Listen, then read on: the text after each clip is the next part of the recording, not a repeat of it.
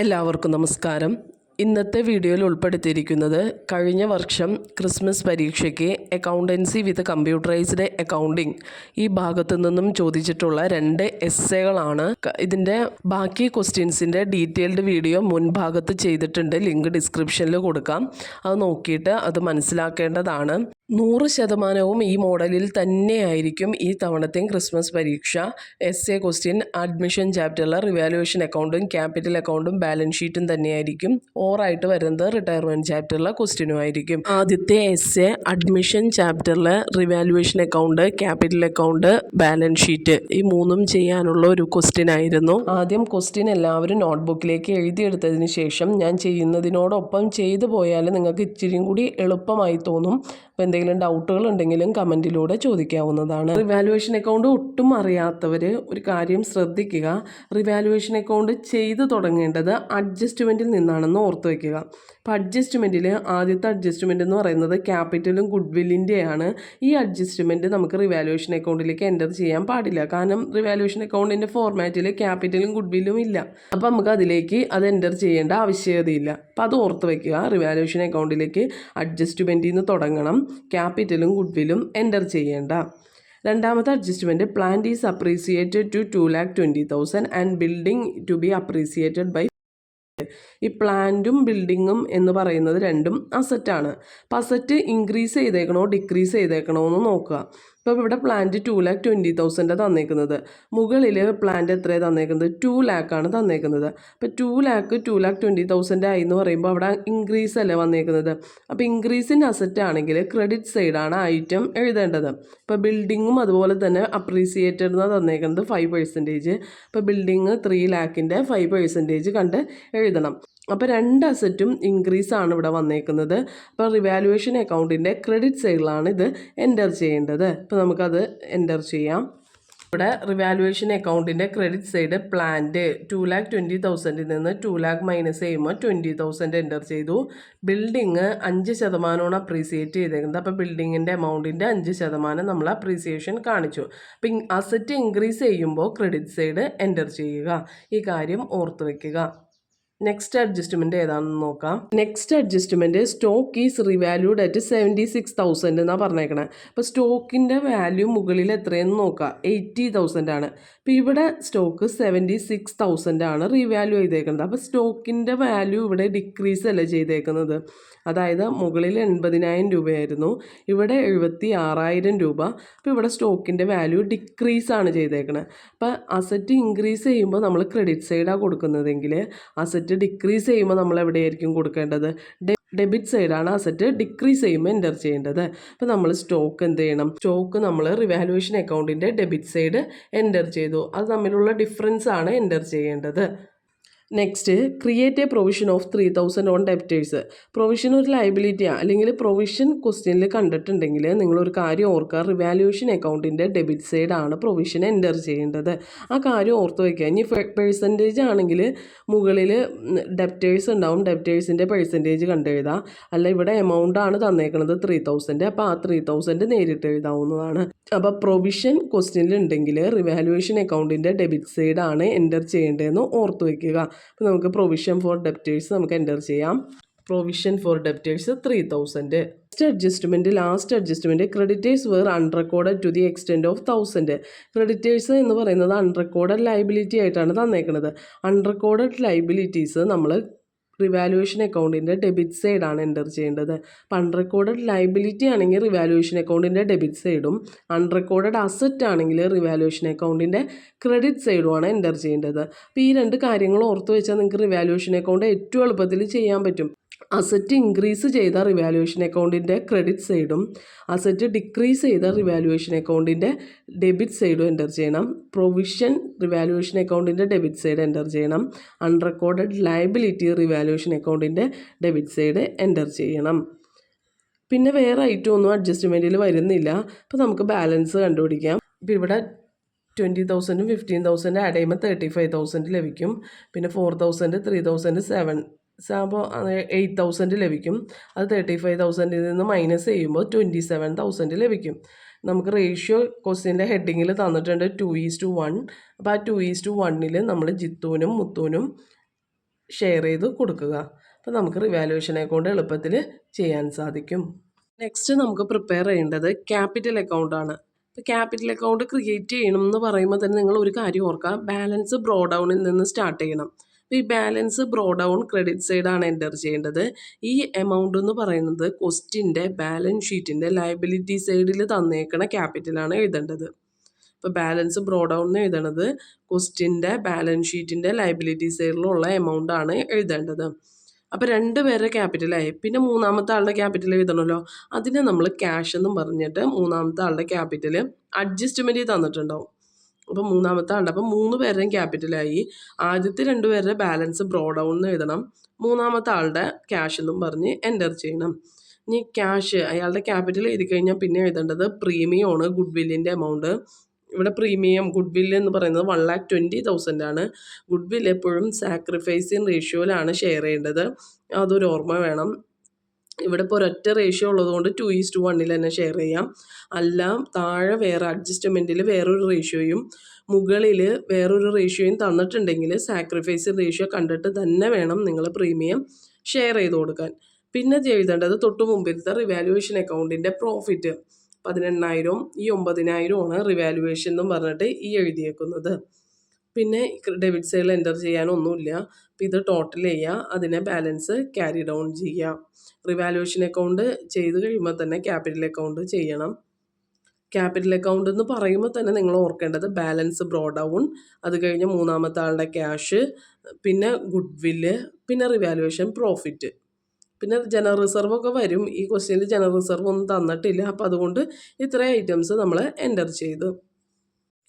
Next നമുക്ക് ചെയ്യേണ്ടത് balance ഷീറ്റാണ്. Balance sheet ചെയ്യുമ്പോൾ ഒരു കാര്യം ശ്രദ്ധിക്കേണ്ടത്, നിങ്ങളുടെ ക്വസ്റ്റ്യനിലെ ബാലൻസ് ഷീറ്റ് വെച്ചിട്ട് തന്നെ എഴുതി തുടങ്ങിയാൽ മതി. ഇപ്പോൾ അസറ്റ് സൈഡിൽ ക്യാഷ് ഇൻ ഹാൻഡ് ആണ് ക്വസ്റ്റ്യൻ്റെ ബാലൻസ് ഷീറ്റിലെ ആദ്യത്തെ ഐറ്റം. അതിൻ്റെ കൂടെ 3 എമൗണ്ട് ആഡ് ചെയ്യണം. ക്വസ്റ്റ്യനിലെ ബാലൻസ് ഷീറ്റിലെ എമൗണ്ട് പ്ലസ് പുതിയ പാർട്ണറിൻ്റെ ക്യാപിറ്റലും ഗുഡ് വില്ലും അതും കൂടി ആഡ് ചെയ്തിട്ട് വേണം ഔട്ടർ കോളം കൊടുക്കാൻ. ഈ ഒരു കാര്യമാണ് ബാലൻസ് ഷീറ്റിൽ ഏറ്റവും കൂടുതൽ ശ്രദ്ധിക്കേണ്ടത്. നേരിട്ട് ആ എമൗണ്ട് എഴുതാൻ പാടില്ല. ആ എമൗണ്ട് പ്ലസ് പുതിയ പാർട്ണറിൻ്റെ ക്യാപിറ്റലും ഗുഡ് വില്ലും കൂടി എൻ്റർ ചെയ്യണം. പിന്നെ next item cash at bank ആണ്, അതങ്ങനെ തന്നെ എഴുതാം. പിന്നെ വരുന്നത് ഡെപ്റ്റേഴ്സ് ആണ്. ഡെപ്റ്റേഴ്സ് എഴുതുമ്പോൾ പ്രൊവിഷൻ ഉണ്ടെങ്കിൽ, പ്രൊവിഷൻ ഉണ്ടോയെന്ന് നോക്കേണ്ടത് റിവാലുവേഷൻ അക്കൗണ്ട് നോക്കിയാൽ മനസ്സിലാവും. പ്രൊവിഷൻ ഉണ്ടെങ്കിൽ അത് മൈനസ് ചെയ്തിട്ട് ഔട്ടർ കോളം കൊടുക്കണം. നെക്സ്റ്റ് സ്റ്റോക്കാണ് ക്വസ്റ്റ്യനിൽ. സ്റ്റോക്കിലും നമുക്ക് 80,000 തന്നേക്കണം. റിവാലുവേഷൻ അക്കൗണ്ടിൻ്റെ ഡെബിറ്റ് സൈഡിൽ ഒരു 4,000 വന്നിട്ടുണ്ട്. ഡെബിറ്റ് സൈഡ് ആണെങ്കിൽ ഡിക്രീസ് ഇൻ അസറ്റ് അല്ലേ, അപ്പോൾ അതുകൊണ്ട് നമ്മൾ മൈനസ് ചെയ്തിട്ട് ഔട്ടർ കോളം കൊടുത്തു. പ്ലാന്റ് ക്വസ്റ്റ്യനിൽ 2 lakh ആണ്. റിവാലുവേഷൻ അക്കൗണ്ടിൽ ഒരു 20,000 ക്രെഡിറ്റ് സൈഡ് വന്നിട്ടുണ്ട്, അപ്പോൾ നമ്മൾ ആഡ് ചെയ്തിട്ട് ഔട്ടർ കോളം കൊടുക്കണം. ബിൽഡിങ്ങും അതുപോലെ തന്നെ, ബിൽഡിങ്ങിൻ്റെ എമൗണ്ട് 3 lakh ആണ്. ക്രെഡിറ്റ് സൈഡിൽ ഒരു 15,000 വന്നിട്ടുണ്ട്, അപ്പോൾ ആഡ് ചെയ്തിട്ട് ഇപ്പുറത്തേക്ക് ഔട്ടർ കോളം 3,15,000 കൊടുക്കണം. അപ്പോൾ ക്രെഡിറ്റ് സൈഡ് വന്നിട്ടുള്ള അസറ്റുകളെല്ലാം, റിവാലുവേഷൻ അക്കൗണ്ടിൽ ക്രെഡിറ്റ് സൈഡ് വന്ന ഐറ്റങ്ങളെല്ലാം നമ്മളിവിടെ ആഡ് ചെയ്ത് കാണിക്കണം. റിവാലുവേഷൻ അക്കൗണ്ടിൽ ഡെബിറ്റ് സൈഡ് വന്ന ഐറ്റംസ് എല്ലാം മൈനസ് ചെയ്തിട്ട് വേണം ഔട്ടർ കോളം കൊടുക്കാൻ.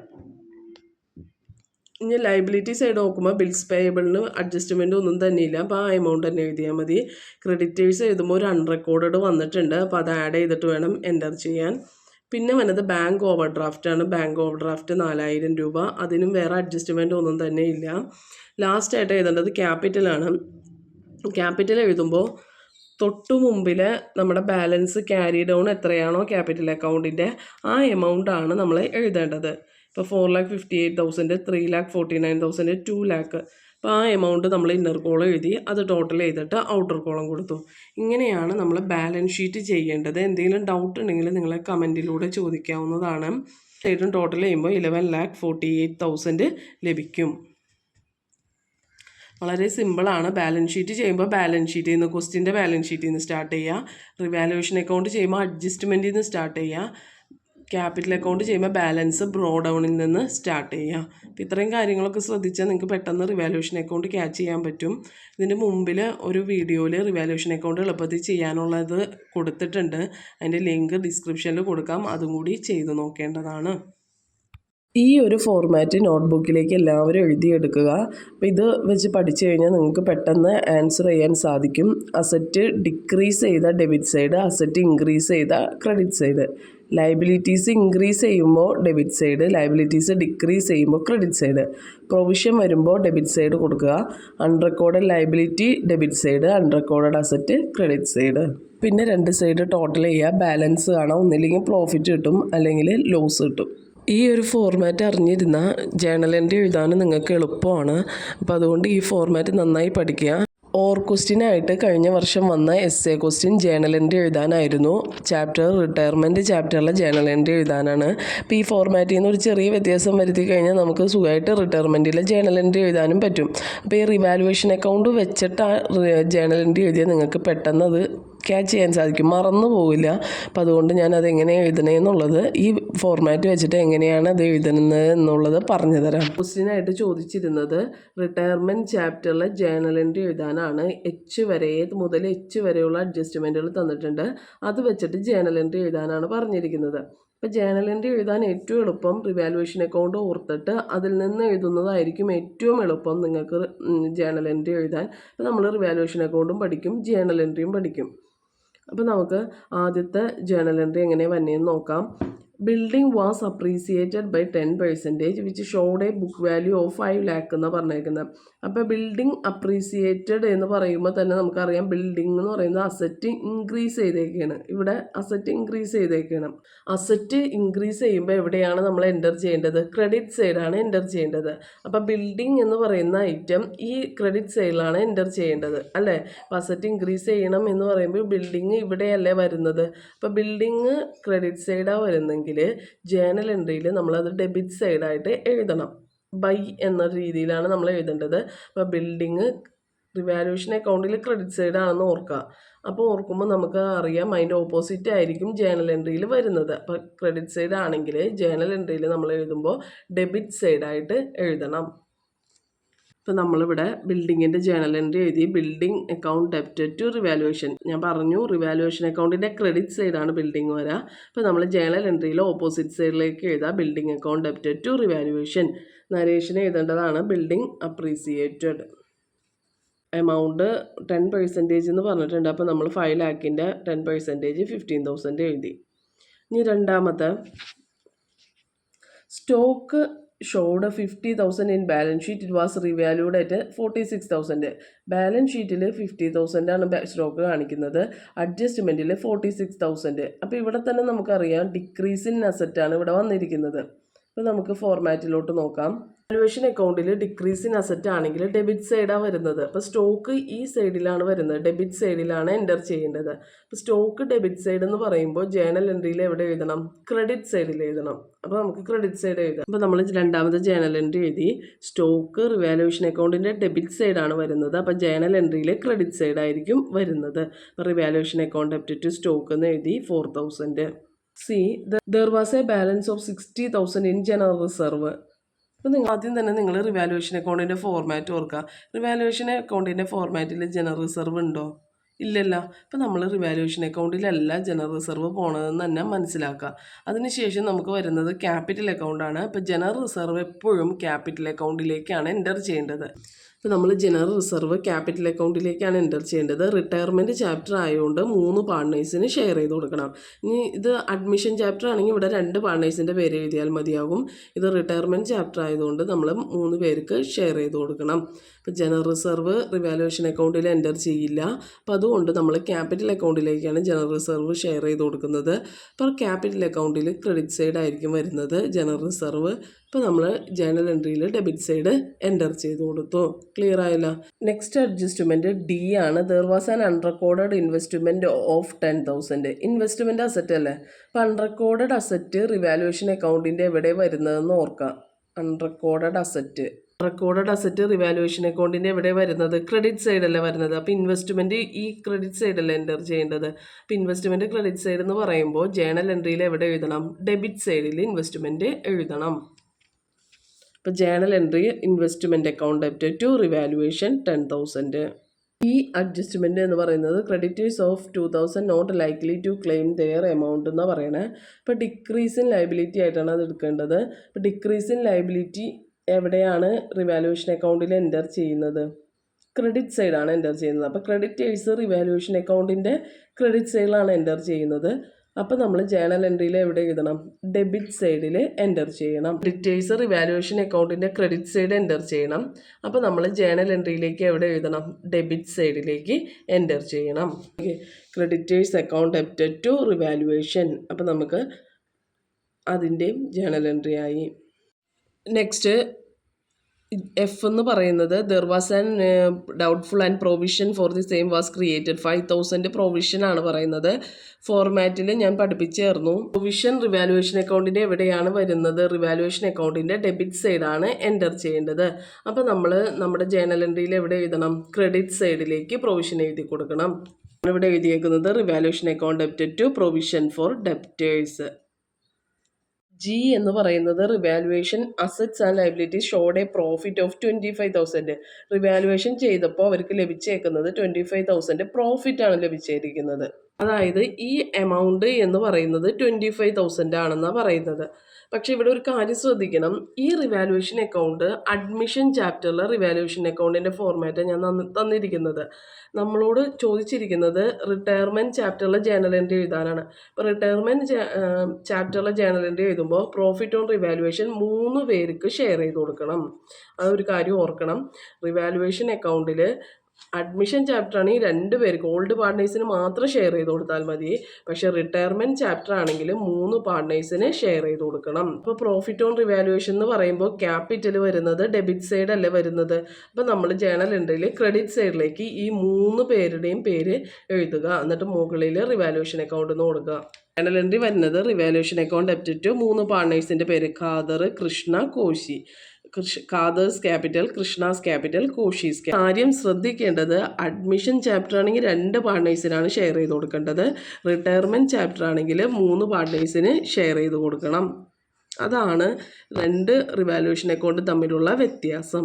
ഫസ്റ്റത് the amount due to Koshy on retirement amount 75,000. അതായത് കോശി റിട്ടയർഡായി പോയപ്പോൾ അയാൾക്ക് 75,000 രൂപ കൊടുക്കാനുണ്ട്. അപ്പോൾ അതിൽ 25,000 രൂപ അപ്പം തന്നെ അയാൾക്ക് കൊടുത്തു. ബാക്കി അയാളുടെ ലോൺ അക്കൗണ്ടിലേക്ക് ട്രാൻസ്ഫർ ചെയ്തു എന്നാണ് പറയുന്നത്.